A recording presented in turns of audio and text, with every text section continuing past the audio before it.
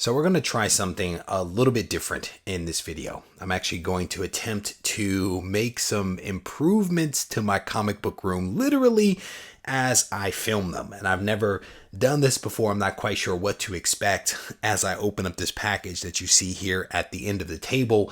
But this could prove to be a pretty interesting learning experience for all of us, and actually maybe something that you guys are interested in and potentially doing for your own respective spaces. So if you've been following the channel, you know that I'm always trying to improve. I'm always trying to do better. I'm always trying to evolve things. And it doesn't really matter what it is. I'm trying to find ways to do it better or different, right?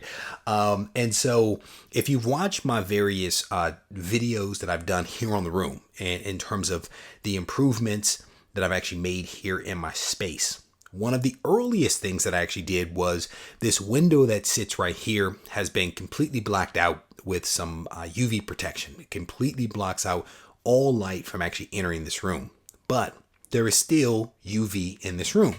Specifically, the various lights that I use here in the room, they are LED and they actually emit a very small amount of UV. And I don't know, I mean, the data suggests that it's a small amount, but can you ever take too many precautions with your comics, right? And so what I've gone out and done is I've actually picked this roll up from Amazon. And this is a product called Bi-Decorative Film, BDF. Super unique name there. But I went out and bought this film here. And I bought it because I plan to use it to cover up the lights overhead, the LED lights overhead that are my can lights. And then I'm also going to use it to actually cover the different studio lights that I use here in the room, all in an effort to reduce the overall UV that is here, hopefully reducing any kind of damage that could be impacting my comic collection. And so this product that I actually picked up, the BDF, is actually something that I picked up off of Amazon. And I picked up maybe a whole lot more than what I actually need, but this was like the smallest size that I could find. And this product is supposed to be 99% UV rejection or protection, depending upon how you look at it. And it's actually a clear film, as we'll see in a couple of moments. But I picked up the 24 by 12 foot roll for about 26 bucks plus a few bucks for shipping. But again, this thing is supposed to help reduce damage, if you will. The disclaimer here says minimize property damage. And so we're going to give this thing a try to see whether it actually does what it says that it does. And again, I've never really used this particular product before. And so I haven't even opened the box. So we're going to see what this thing is all about. But it's came from Amazon. So it came relatively swiftly. No muss, no fuss for a couple of bucks. So if it works out, great. And if it doesn't, no harm, no foul. So I'm going to try to open this thing up and see what this looks like on the inside. And I'm pretty confident it's going to be a tube of some sort, some kind of roll. And we'll try to open this thing up and see what's what. And with this one, they actually included a few tools in this thing. It says, please read the instructions before installation. All of our films come with a liner backing that must be removed before installation, it says. But this particular product actually came with some tools that actually help with installation because I think that this film is primarily used for windows. And so we're definitely going to be using it for a different purpose here. But it comes with a couple of tools, it looks like a little squeegee, if you will, because normally what you do, well, actually might even be able to see the instructions here. You actually have some water, you mix the water with some liquid soap in a spray bottle, you basically spray it on, and you basically use the squeegee to remove any air bubbles from behind the soapy solution in between the window and the slopey solution. So it actually gave me a nice little box cutter, but thankfully I have my handy dandy Regie Collects box cutter here, but they actually gave me a box cutter, which is cool. It's a nice one. It's a nice one. Mine's better, but a nice BDF box cutter right there. So cool. So what I've assembled here on the table, trying to think about this thing in advance, is I have my measuring tape. and I have some can lights overhead. I've already taken measurements of those things. They're circular, so they're about 7.5 inches across.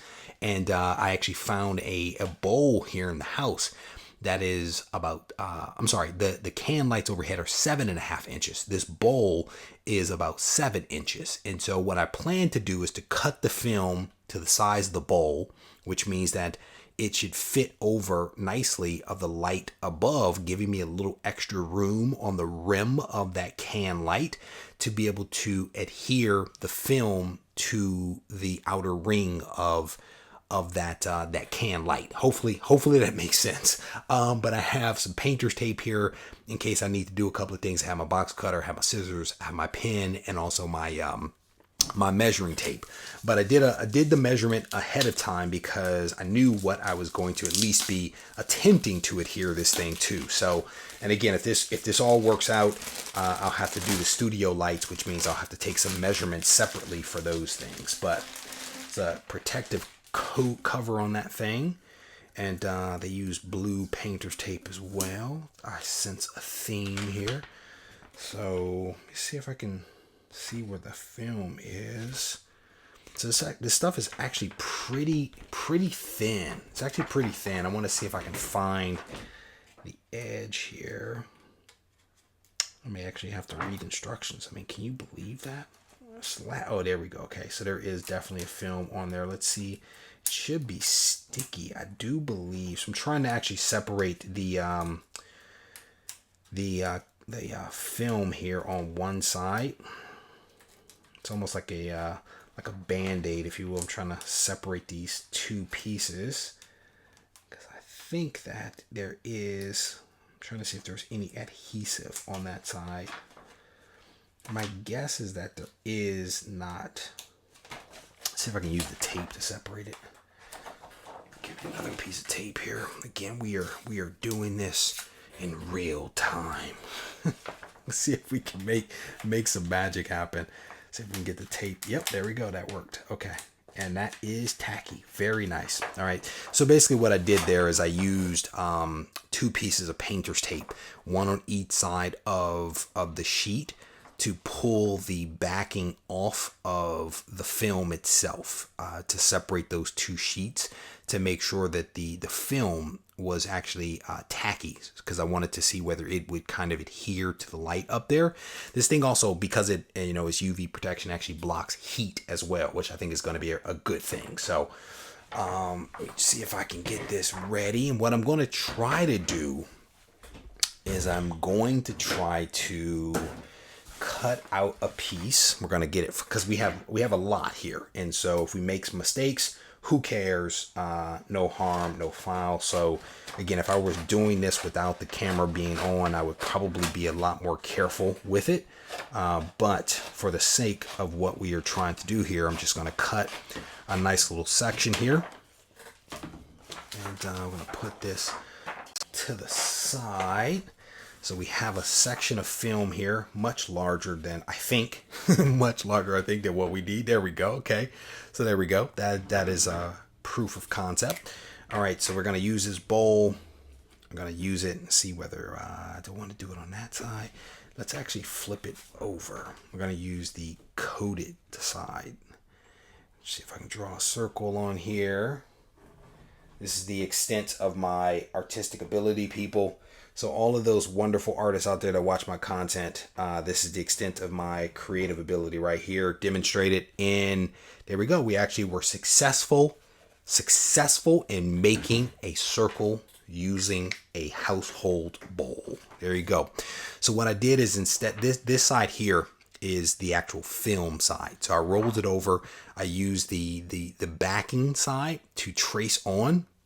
I'm going to cut this out, and then we'll be able to hopefully adhere it up above. I don't know if I'm going to be able to film that part, because that would be an incredible feat of cinematography if I'm able to actually capture this above head. I don't think that's going to work, but what I will do is maybe take some photos or something like that if I can actually make it work. So I am not exactly carefully cutting this thing out. The only person that really comes in this room ever is my family. And I can promise you that none of them have ever looked up at the lights here in the room. But we want to keep it somewhat neat. So I'm basically trimming out this this piece that we've traced. All right, so a little bit of waste there, no big deal. And so what I'll end up doing is using the two pieces of tape again to kind of separate the backer from the film, and I'll try to see whether there is enough adhesive on the film itself to adhere to the outer ring of the can light. And so let me maybe draw a picture here. So I draw a small picture. So you have the light itself, right? And then there's an outer ring. If you guys have ever like paid attention to overhead lights, right? So your bulb is here, and this is the glass. This outer shell here is basically hard plastic, and then of course there's the drywall that surrounds the can light. So what I'm going to do is use this piece to essentially cover the part where the glass is, right? And hopefully it's long enough to reach out to the plastic, which it should be because of the measurement there. And I'm hoping that the film has enough adhesive to adhere to this plastic ring on the outside, right? And if it's not, I may have to come up with some way to attach it. But in my head, I think that I can actually make this work. So what I'll end up doing is cutting two of these, and we'll see whether it works. Actually, you know what? Before I even do the second one, I want to see whether this first one will actually stick, and that'll tell me a lot. If that works, then we'll cut a second one and we'll see what happens. So bear with me as I attempt to make some magic happen.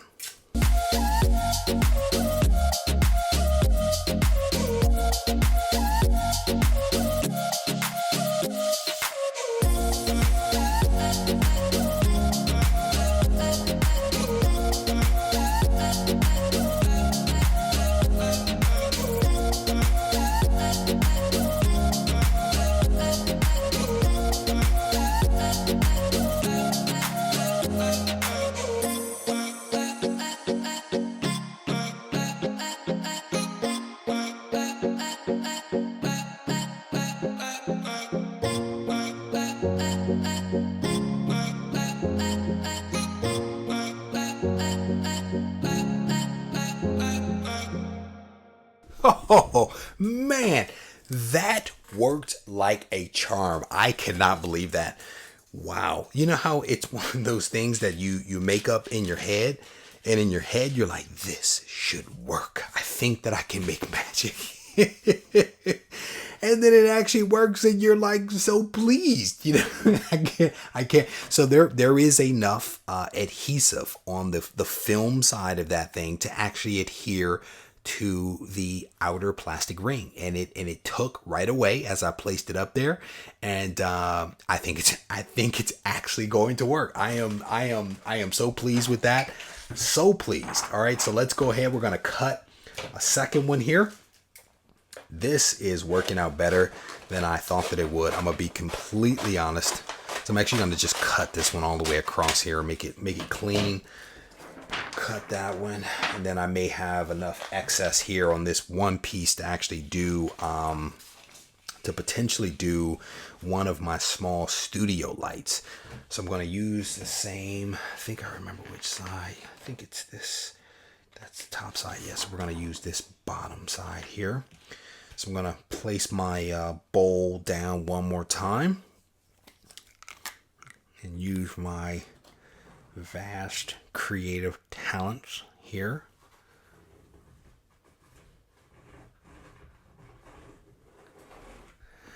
So I know that a lot of people are always worried about UV, you know, and it's one of those things that deters a lot of people from displaying their comics. But, you know, as what I'm kind of demonstrating here, there is a way, there is a method to being able to display your comics and enjoy your comics while simultaneously being able to protect them from damage, right? That could come from lights. And I did a tremendous amount of research on lighting and things like that, and what would be harmful versus not harmful. And a lot of what I read online basically said, that once upon a time it was believed that LED lights had no UV. And then some of the more recent data suggested that there was potentially a small amount of UV that was being emitted. And so again, it's one of those things where can you be too careful? Can you be too cautious with something that's important? And so, I'm also one of those people that doesn't necessarily like to lock his comics away in a short box or a long box and never really be able to see them or enjoy them. And so, trying to continue to make these improvements and take these precautions and things like that, it allows me to continue enjoying my comics. And so, hopefully this is something that folks will be able to watch and be able to, one, enjoy, but then two, be able to use in their own comic book rooms or comic space if they so desire to display comics or have comics displayed that they actually want to protect. So hopefully this helps. So I've cut my second circle here. I'm going to go ahead and take the headphones off. I'm going to try to go ahead and affix it to the overhead can, because there's a second can here. And I can tell you, one of the things that I'm going to be doing is I'm going to probably film another video, like a standard video that I would do. And I want to film that standard video to see whether there is any change in the way that the video captures me in this light. Because this thing is blocking UV, it is clear, but I also don't know how the film that I've now placed on these cans, how it will affect how the camera is picking things up here in the room. So that's part of what I'll be trying to evaluate as I use it on the cans overhead, and then continue to apply it to the different lights that I have in the room. I want to make sure that I understand how that's actually going to impact the filming, because the filming is an important part of what we do here in the room, right? So we want to make sure we kind of take a look at that. So certainly if I encounter something negative, I'll try to update you guys, but fingers crossed that this is not just a smooth installation, but is also a smooth modification that I'm now making to the room. So I'm going to go ahead and try to affix this second film that I've cut out here to the second can light. And again, that went incredibly smoothly. So yeah, definitely pleased. Here are the two pieces of backing that was affixed to the film. And again, you can see the remaining piece of tape that I used to separate the film from this backer, but that worked incredibly well. And so I'm going to probably cut off the camera here, because I want to try to play around with the studio lights and trying to play around with the studio lights while also filming. It's a recipe for a disaster. I'll tell you that, it's a recipe for disaster. But again, maybe there is something here that folks may be able to use. Again, this is a product. This is a bi-decorative film, BDF, and this is typically something that is a window film. And again, they send these great instruction guides and things like that for how to install this on windows. If I had a room where I could not black it out, black out the window, that is, this might be a really good option for being able to use on a window. But because I've completely blacked out or deleted this window, I didn't necessarily want it for that purpose. I don't know what all these guys sell, but you may want to check them out. This is again something that I actually picked up off of Amazon, but there's a website down here, bydecofilm.com. That's BUYDECO film, FILM.com, where I'm guessing you can get some additional information on whatever else they happen to offer. But as always, I want to thank you guys for taking the time to watch this video. If you haven't seen the room tour videos that I've done before, I definitely want to encourage you to search YouTube for Regie Collects Tour. And I think that there's like 5 or 6 different videos that are out there where I actually show you the evolution of this comic book room. I show you all around it. I talk about the different kind of improvements and resources that I use here in the comic book room. So if you haven't seen those videos, definitely want to encourage you to check those out. If you need to reach out to me, feel free to do so on Instagram at Regie Collects, or you can send me an email to reggie@regiecollects.com. Take care.